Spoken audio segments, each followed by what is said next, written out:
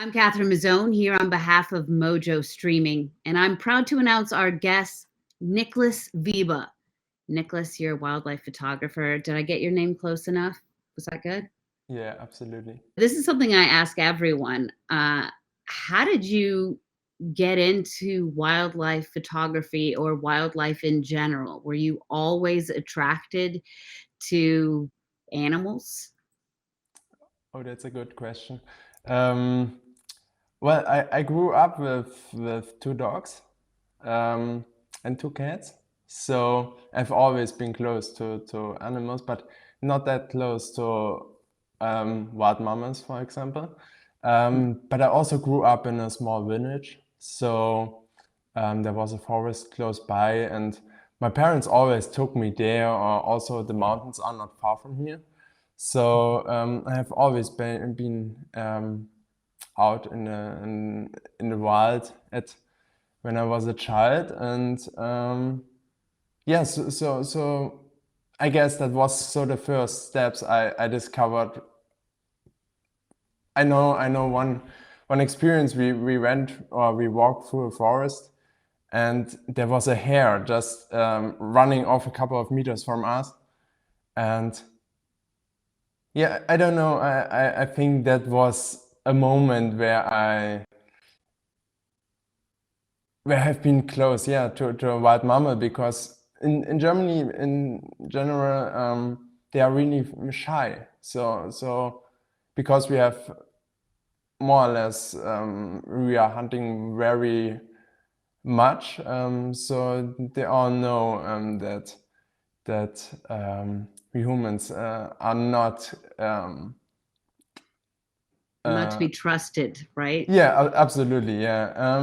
So yeah, that I think that was the beginning. And then in 2012, I discovered landscape photography for myself. I bought my first camera, and a couple of years, or maybe 2 years later, I got a little bit bored from it. So yeah, I started photographing birds in the beginning, but later I wanted to try and photographing deer, and I had to figure out how to photograph those shy deer in the forest. And so I bought a camouflage suit, and I sneaked through the forest and laid there for a couple of hours until I got that moment. And I think, yeah, that was the beginning. Also, I realized how good it feels to get or to work on something, and then you finally get the moment. And then yes, that was the beginning. And then after I was able to photograph young fox puppies, for example, and you see how they are playing around and stuff like that. And yeah, that's amazing to see, right? Yeah, and that's, I think, how I got into that. Being a wildlife photographer, it's a lot of waiting and it's a lot of patience. How does that part of it feel?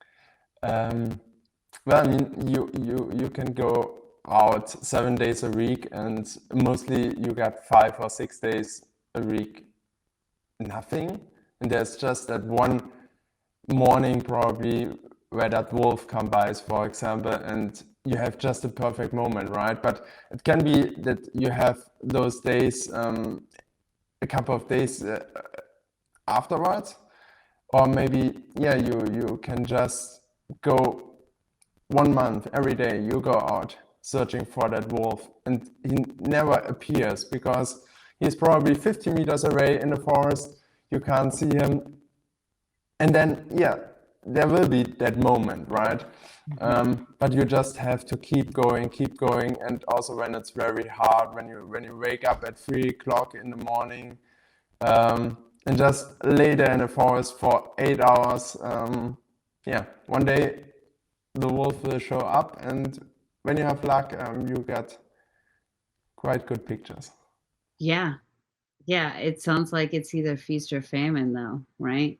A little bit like that. So, how did you get your start? In 2012, I started a training I think you call it training. Hmm. So it's very popular. You start the training for 3.5 years. So it was a mechanic training. So yes, that's why I could also afford the camera and stuff like that. Um, yes, and that was the beginning. And then I kept going. I started with live talks. Um, so I've been several times in Costa Rica, for example, and I started with live talks. It's quite popular in Germany Okay. because other than, for example, when you watch a movie or a documentary, um, you just see the beautiful pictures and the behavior of the wildlife, but you don't often you don't see the person behind. And people in Germany really like to see the guy who really did it and his personal experience, and that's what I do on stages mostly. So I tell people what I did, my experience, what went wrong, all that stuff. Really? You did you say on stage? Yes. So So live? yeah, it's live. What? That's pretty awesome. So I mean, obviously there's an interest. Do you think that interest stems from wildlife, or is it photography, or do you know, I mean, what's the kind of feedback that you get? I think it's a combination. It's a combination um, of adventure, of photography, of wildlife, of beautiful landscapes, also of traveling. Hmm. So, because not everybody can afford to travel or is able to because of their age or all that stuff. So they can come to the live talk, for example, and just sit there, have a cola, for example, and just travel for 2 hours. So I think that's what people like about it. Hmm. That's really well put, beautifully put. I love that. Travel for 2 hours without leaving your seat, right? And it's Absolutely no 9 hour flight or more, no airport trouble, and And I think what else is unique is that unlike a video, a movie, a documentary, like you mentioned, there's engagement, there's interaction. I'm assuming that makes it, that kind of sets you apart from watching something on YouTube or going to Netflix. What do you think that is? I think it's the personal connection that you can Mhm. go up to the person afterwards and just talk to him, maybe get some advice or give him some advice and all that stuff. So I think, yeah, just coming together and listening and It sounds like that's really important for you as well. absolutely. Yeah. Yeah, I really like it. So yeah, it's the not really like before Corona.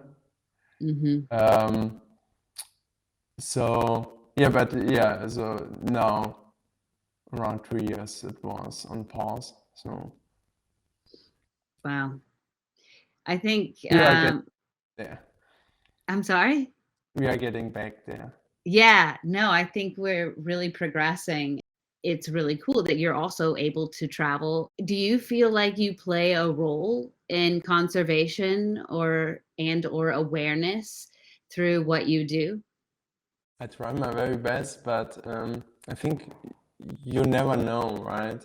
You never Mhm. know when a person, for example, walk out of your live talk, and you never know what he feels, what if he is changing something. So I always put some um, conservation stuff in my live talks, like showing beaches with full with plastic, for example, Mm. um, just to get people a little bit aware of what's going on, and how easy we can fix problems.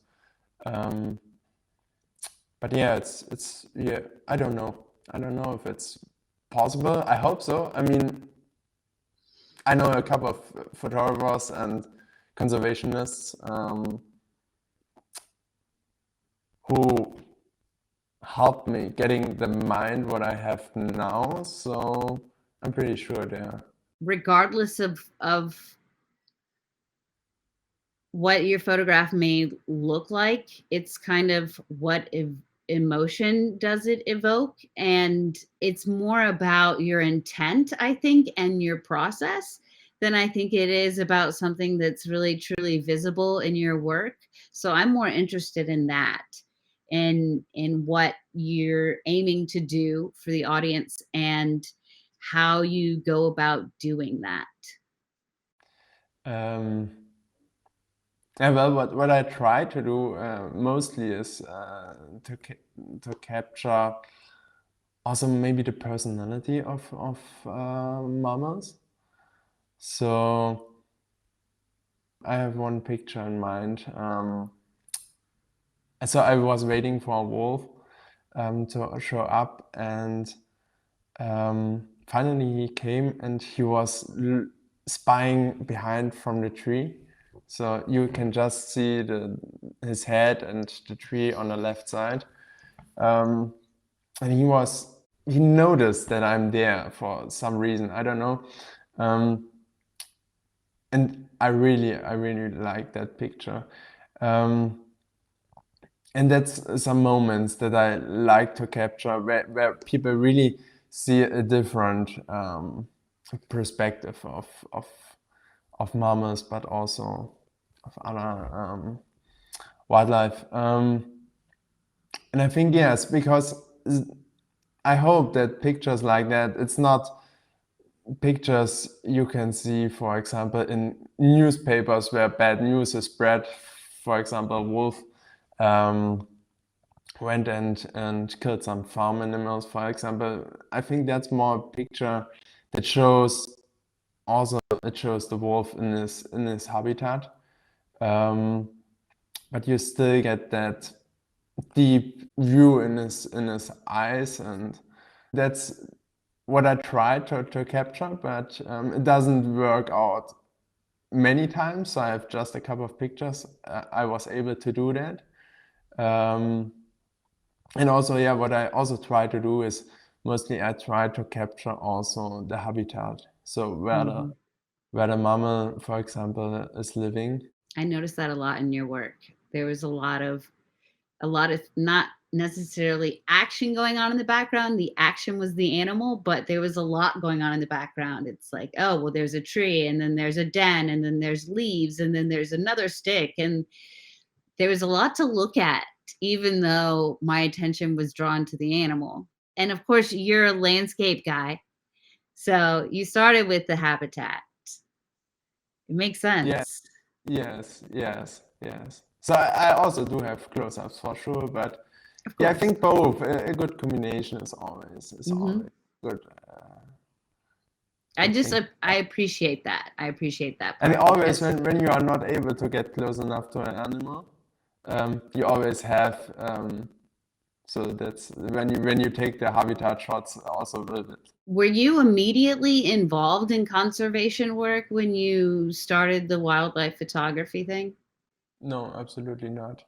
Um, well, I have been first in Costa Rica after I started with wildlife photography.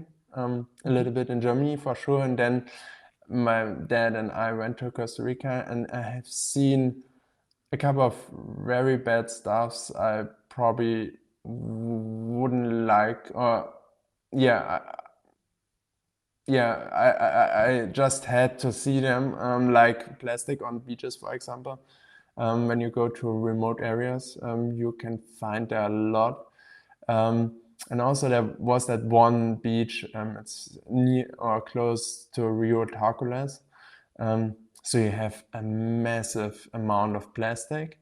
And then there came back a couple of couple of fishermen have been very poor, and we have been excited about to see what they catched. And actually they had 3 baby hammerhead sharks with them. So they just it wasn't their aim to get them. I think they just have been in the net, but still one was still alive, and for sure they get more money for them than for the fish. And because they are so poor, they have to, right? And then we just saw and photographed how they just cut the head off of the hammerhead baby shark that was still alive. And those have been some moments I just realized that we have to do something. I mean, those fishermen, they aren't bad or something like that. They just want to survive. But as we know, there's a much greater number of sharks getting killed for commercial. Like I think 100 million per year just for shark fin soup. And when you see how as a top predator just dies, I mean, that changed something in you. I mean, those hammerhead sharks, they were just that size around. But I have been diving later with adult hammerhead sharks. They have been like 3.5, 4 meters. And when you know Wow. that they are just people, they go exactly for them to catch them with long lines and just cut off their fins, then you know that you should try to change something. And yeah, I had a couple of moments like that. And I think those were the moments where I started to think, couldn't I do photography also, or use my photography to change people's minds? Mm. So So when did that start? you mean when did it start? Costa Rica. Costa Rica. Costa Rica started in 2017, I guess. And have you been going back? I have been there 3 times. So 2 times with my dad, and 1 time I have been diving at Cocos Island. Wow. That's an island around 400 kilometers away from Costa Rica, but it's still part of it. And there you got huge hammerhead shark schools that are traveling mostly between Galapagos and Cocos Island. And yeah, because I got that story of those fishermen cutting the head off, I also wanted to dive with them and to put it into my live talk, because you can also get shark fin soup in, or not I'm not sure if it's shark fin soup. It's called another way. It's a shark you can find, I think, in the North Sea. But you can still buy shark in Germany.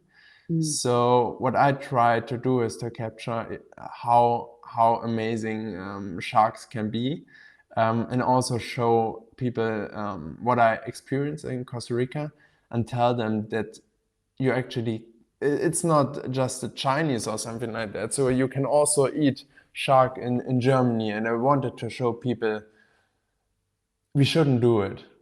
We shouldn't eat shark or fish in particular. So yeah, that's what I try to capture, to get people to understand what's happening when they eat a shark, and that a whole ecosystem depend on top predators. So Sounds like that's been your kind of conservation passion is sharks, which is really awesome. because they need No, protectors? normally it's wolves. Oh, okay. So Yeah. tell me your story about wolves. My story about wolves. So I was born in 1996. So at this time we had no wolves in Germany at all. I mean, we wiped them out 150 years ago. So yes, and in 2000 they have been back, but small Niklas didn't care, right? I was 4 years old, so I didn't even know it. But when I grew up, I heard more and more bad stories about wolves, because yeah, there is a small number of wolves that kill farm animals, like sheep, for example. Um, so there's a lot of in the news when wolves are killed when they are killing sheep or something like that. So, but I was always fascinated from wolves and how big they are and how they work as a pack and stuff like that. And I also read some signs how much they really depend on sheep, for example, or if they depend on sheep and stuff like that.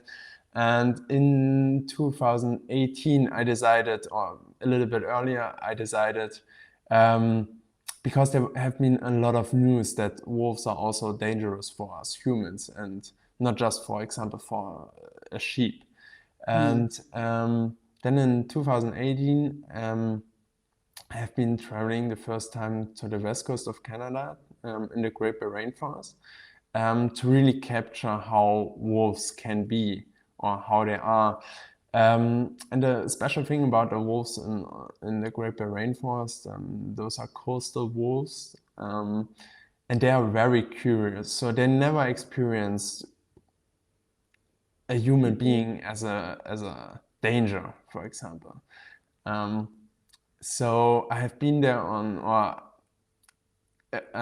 so there are still First Nations, and one of the First Nation, it took me out with his boat to a very lonely island in the middle of the ocean, and just left me there for 1 week, and I was just sitting there in a tent and just waiting for the wolves, right? To capture that they are not very afraid of us, also in Germany. But I also wanted to capture how curious they are, and also that it's not that you don't have to be afraid when they come and check you out, right? So I was sitting there in my hide, and after 5 or 6 days, there was that coastal wolf female that just came up to me around until 3 meters from me, and just was sneaking around. And she was very curious, but she never really watched me directly. So she was always like, I'm sniffing here, and I don't care if you are there, but always so, Like what are you looking the doing other here? way, like Yes. being Always, coy. yes, She's flirting with exactly. you. And yeah, that was a perfect moment to capture that wolves are curious, and mostly when they come up to a human, or just watch them and not immediately run off when they see you. It's just because they are curious, right? And that's what I try to capture. Also, then later in Germany. And yes, so that's how it started. And afterwards, I did a little bit more on how bad it is really when wolves kill our farm animals, for example, because we have around 800 to 1,000 wolves in Germany, and around 3,500 around farm animals get every year killed by wolves. So it sounds after a great number, but when you look how many farm animals we really kill or slaughter, then it's not even Drop in the worth bucket, yeah. to name it, because I think it's around 700 750 million. So it's an incredible number. But nobody makes a story about how many we slaughter. They just make a story about, oh, there's a wolf and he killed 14 sheep that probably get slaughtered 7 days afterwards. But now he did it before, and it's such a bad animal. And yeah, exactly. It's just about views, and yes. So I also try to get people aware of that we should have, or that we should watch the bigger picture, and not just, oh, that bad wolf, but it's just one of thousand, for example. So when you have a sheep that is not really protected, so when farmers don't use special fences, for example, a wolf can easily go there, jump over a fence that is probably half meter or a little bit higher, or a meter, for example. That's no problem for them. So I think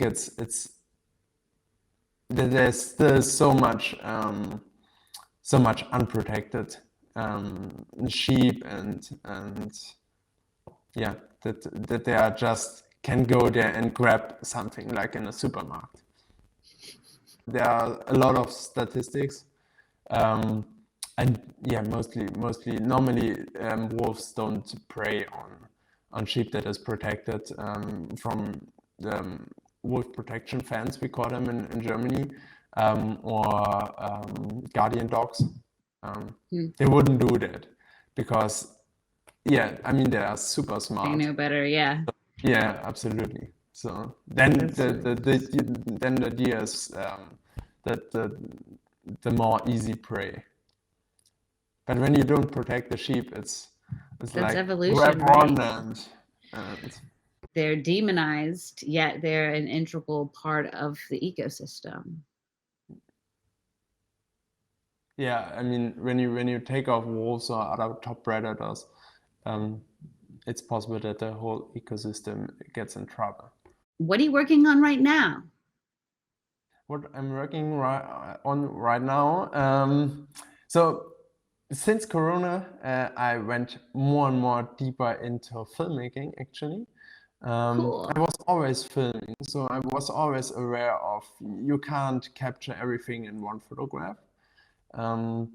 And I really more and more discovered filmmaking for myself. And right now I'm having a couple of ideas I would like to make a documentary about. One idea is for sure with wolves. But that one is the most expensive, so fingers crossed. But yeah, so I have a couple of ideas I try to get the budget for from broadcasters. So that's what I do right now. I'm filming for another documentary that's playing in France, so in our neighbor country. Yeah, So, that's neat. Can you tell us what that one's about? well, wild, just wildlife mostly, particular habitats. So, Oh, cool. Very cool. When can we see the fruits of some of those labors, first of all? And then how can people find you if they want to see more of your work online? well, mostly on Instagram or Facebook or my website. It's all running on Photo Niklas. Okay. So That's cool. yeah, because when I started photography, the problem is my name. There are like 100 or 200 other guys in Germany. They are named exactly the same, at least.